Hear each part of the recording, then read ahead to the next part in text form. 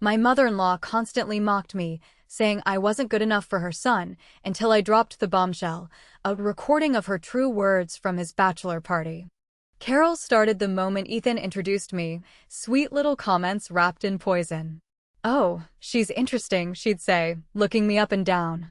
"I'm sure she'll grow on us," always with that smile that never reached her eyes. For 2 years, I endured her passive-aggressive masterpiece. At family dinners, she'd ask about my little job as a program coordinator at a social services agency while discussing her friends' daughters who were physicians and attorneys. She'd comment on my clothes, my hair, my accent.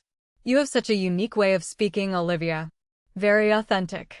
When Ethan proposed, she hugged me and whispered, "I hope you know what you're getting into, dear." The worst part, Ethan thought it was harmless. "She's just protective," he'd say. "She jokes with everyone." But I noticed she didn't joke with his brother's wife the same way. Sarah got compliments on her cooking, her decorator sense, her wonderful contribution to the family. I got backhanded comments about being so different from what we're used to. Let me paint you a picture of what 2 years with Carol looked like. At our first family barbecue, I brought my Grandma Betty's famous potato salad, the recipe that had won 3 county fair blue ribbons. I watched nervously as everyone tried it, hoping to make a good impression. The compliments flowed freely until Carol took a bite. "Interesting flavor profile," she said, setting down her fork after one taste. "Very regional. I suppose some people prefer heavier dishes."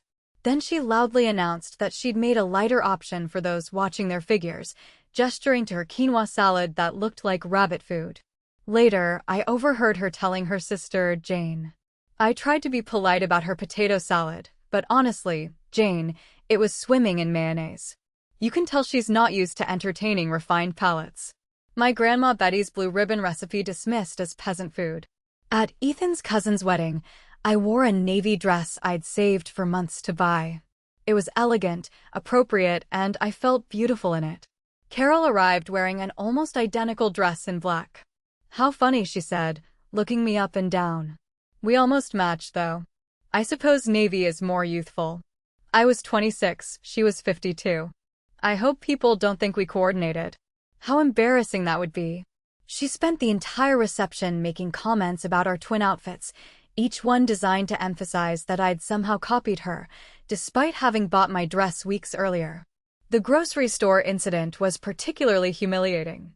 I'd run into Carol at the Whole Foods market downtown, and she immediately started examining my cart contents like a health inspector. "Oh my," she said loudly.